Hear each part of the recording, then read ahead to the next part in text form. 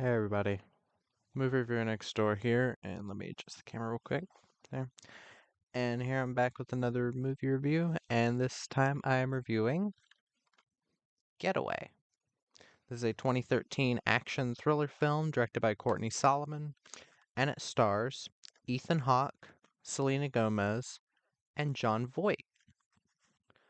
In this film, former race car driver Brent Magna is pitted against the clock, desperately trying to save the life of his kidnapped wife.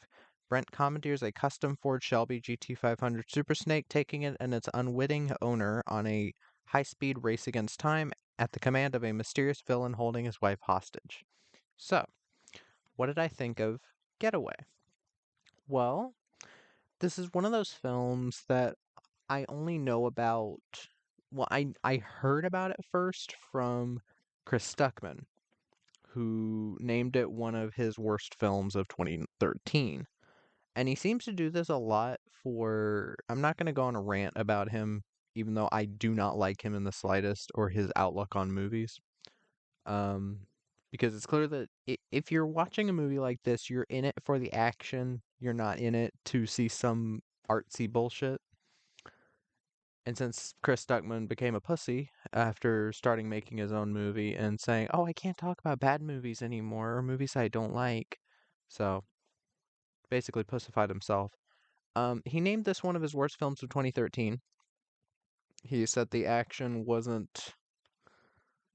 He said something about there's nothing to enjoy here, something like that. Um, well, you're wrong. This is a damn good action movie. I said it. If the if anyone has seen this movie around and sees let me look up the numbers again so I don't mess them up. 4.4 out of 10 on IMDb and the 3% on Rotten Tomatoes. Really, guys? 3%? The Taken sequels have higher grades than this. The Taken sequels that have CGI blood, overcutting out the ass. The third one straight up rips off the plot of The Fugitive. And the third one, for some reason, is almost 2 hours. This is an hour and a half. It doesn't overstay its welcome. It gets in, gets out. Not a convoluted plot at all. And it's just a fuck ton of fun. With a couple issues, but I will talk about them. But let me get to the cast. Um, Ethan Hawke is Brent Magna, a former race car driver. His wife has been kidnapped by this mysterious person. You don't get a ton of character development with these characters, and that's a little issue I have. But then again, this is trying to be a mostly like just an action-packed movie. I can understand them not having a lot of time in the hour and a half to, excuse me, to build up these characters a lot. But yeah, I think Ethan Hawke is a great leading man. I've enjoyed him in a ton of movies. He was in what of his stuff have I seen him in? He was in Sinister. I'm not big on Sinister, especially how it ends. I liked him in The Purge, even if I didn't care for the movie itself. Um, yeah, he is a pretty good leading man here. He works. I buy him as a race car driver. Apparently, he drives quite well, even though they do use stunt drivers. Um, Selena Gomez plays the kid. She's one of my issues with the film. She can get quite annoying. She's one of those characters that's meant to be like, ooh, the witty banter between her and the main character, but that's the worst part of this film is the dialogue. Um, because most of it is just, oh, you're gonna get us killed, oh, yada yada yada. Oh, you're into cars? Oh, a girl into cars, it's the 21st century. Shit like that. I'm not a fan of this character. I feel like this was meant to be like, oh, Selena, in order to propel your music career, you should get into movies as well. You were on Disney Channel and Wizards of Waverly Place. It's not like child acting is different from adult acting. And here she shows she cannot do adult acting. Maybe it's the direction. I don't know. This director hasn't done a ton of stuff, but I'll get to the director. Um, John Voight plays the voice. He is our villain. He's you never s- you never see his face until the very end of the film, and for some reason I thought he went uncredited for this, but his name is on the poster. His face and name are in the trailer, which I saw last night, and yeah, he's in the movie quite a bit through voice. So it's not like I I mean, I guess you could go uncredited with just doing your voice and having a little cameo, like your face shows up in the end. But I don't know. I thought he was fine. I like John Voight. I've always been a fan of him. Um, and a little cameo from Bruce Payne as Distinguished Man near the end. He's there for a minute or two. Bruce Payne is most well known as a villain in action movies. He was the villain in Passenger 57. Um, oh, where is it? One Man's Justice. He was in the end of Vendetta. I like Vendetta. Um, but yeah, he plays a villain in a lot of films, and I enjoyed seeing him here, even if he doesn't really say much. Um, but yeah, this film is. It comes from Dark Castle Pictures and After Dark. I'm not sure how much of or of After Dark stuff I've seen. Dark Castle, I've seen Orphan. I'm not big on Orphan. I like the sequel more, First Kill. Um, 13 Ghosts I remember enjoying. Um, Ghost Ship I was iffy on. Gothica I love. Unknown I love. Um, Definitely a company that has a wide range of projects under their belt. Oh yeah, Whiteout. I'll have to try Whiteout again. I don't remember much about it. I love Kate Beckinsale. But After Dark Films, I haven't seen a ton of their stuff. Um, what I've seen two of their action movies: El Gringo with Scott Adkins and Christian Slater, and Transit with Jim Caviezel and James Frain. I wasn't big on either of those. I think the best part of Transit is Jim Caviezel's performance because he's giving it his all. Um, but yeah, uh, definitely interesting companies to be producing action movie, given that they mostly do horror. But yeah, this film again got lambasted by critics. Again, 4.4 out of 10 on IMDb, 3% on Rotten Tomatoes. What the fuck? This movie is not 3% bad. This movie is not near movies like Master of Disguise with Dana Carvey. It's not near what are other I'm gonna look up movies with 3% on Rotten Tomatoes. Winnie the Pooh, Blood and Honey, The Darkness, Bucky Larson, Jack and Jill, Fear.com. What? Really? This is as bad as Jack and Jill, guys. Appar- Apparently, this movie is as bad as Jack and Jill. I saw Jack and Jill with people that I don't talk to anymore, but I saw Jack and Jill. I hated it. I love Adam Sandler as a person and as an actor, but I saw it and this is not nearly as bad. Ridiculously named Brent Magna. There's far less joy and far more choppily edited action sequences that don't seem to be building to anything interesting. What? Yeah, the same thing as Winnie the same rating as Winnie the Pooh, Blood and Honey, McHale's Navy movie, Battlefield Earth, the Scientology science fiction film with John Travolta, or as I should call it, Dutch Angles the movie. This is apparently as bad as those. You know what this movie doesn't do compared to a lot of movies around this time? Use a bunch of CGI. I didn't notice a single bit of CGI in this film. That's what I want to talk about first. The action. The action is very well done. Yes, there's a bit of choppy editing at points. But then again, that was kind of a standard at that time, so they're kind of gonna follow that standard. At no point does the editing get as bad as Taken 2 or 3. At no point. And if you want to fight me on that, fine. I'm probably going to say you're wrong and show evidence of the famous jumping the fence scene in Taken 3, but no. This editing the editing in this film is nowhere near as bad. Nowhere near. There are a couple points where I'm like, okay, what's going on a little bit? But at no point was I confused by the plot or confused where characters were. Uh, and I don't understand why so many people just have a hard time dealing with this. I'm very confused by this. Um, there's tons of car crashes, actual cars being destroyed, not like a fucking later Transformers movie where they're destroying a bunch of CG cars.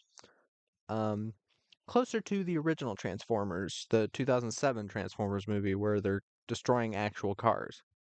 Um, but here they shot it in Sofia, Bulgaria, which if anybody knows anything about that, there's a lot of critics that shit on movies for filming in Bulgaria, and I don't, or in Bulgaria or Bucharest, anywhere in Romania or Bulgaria, they always shit on the movie, and they're like, "Oh, low budget actioners are shot there." Okay, so you have tons of abandoned buildings that you can easily get super cheap permits to, and just destroy them because they're abandoned. That's what they do in this film. Quite a few abandoned buildings are straight up just destroyed because they can. And it adds to the action, and also you don't have to spend as much money on it. Uh like I don't know what these people want. Do they want an action movie or do they not? Are these people too snobbish for action movies? Do you think you're better than the movie? Really? It's like the asshole that made that video about like I watched all Arnold Schwarzenegger movies so you don't have to, where he's just acting like a fucking snob the entire time. He's like, "This movie's sexist. This movie's homophobic," when it's not. And he's like, "I could guess everything. I'm better than these films." Like, get out of your own ass, dude. Like, just enjoy the fucking movie. Why? I don't understand why with the internet becoming such a big thing for reviewing movies, people just started to be like, yeah, we have to shit on this movie just because. We have to shit on Kidnap with Halle Berry because Halle Berry's in an action movie. Uh, actually is fun to watch, first of all. Um, I definitely would take. I don't know if I take this over Kidnap because they're two different things. Kidnap's trying to be a more down to earth. This is still pretty down to earth, but it is kind of action fantasy. For Halle Berry's performance, I would watch Kidnap over this. Um, but yeah, I don't understand these people. I don't understand why they have to be so snobbish about a fucking action movie. Getaway at no point is pretending to be something else. It's not trying to lecture you.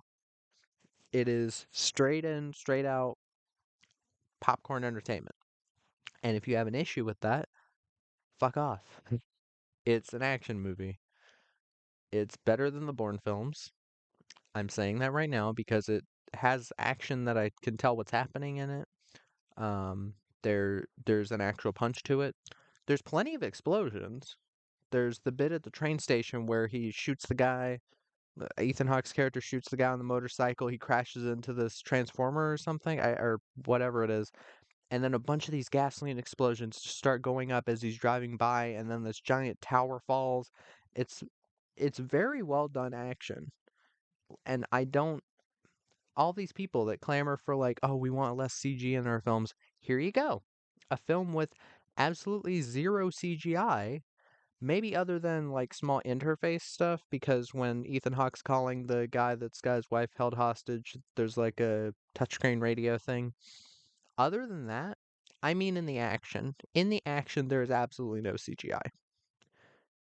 And there's obviously a ton of talent behind this because they have a ton of stunt drivers, a ton of cars getting destroyed, just absolutely wrecked, and it's a lot of fun to watch.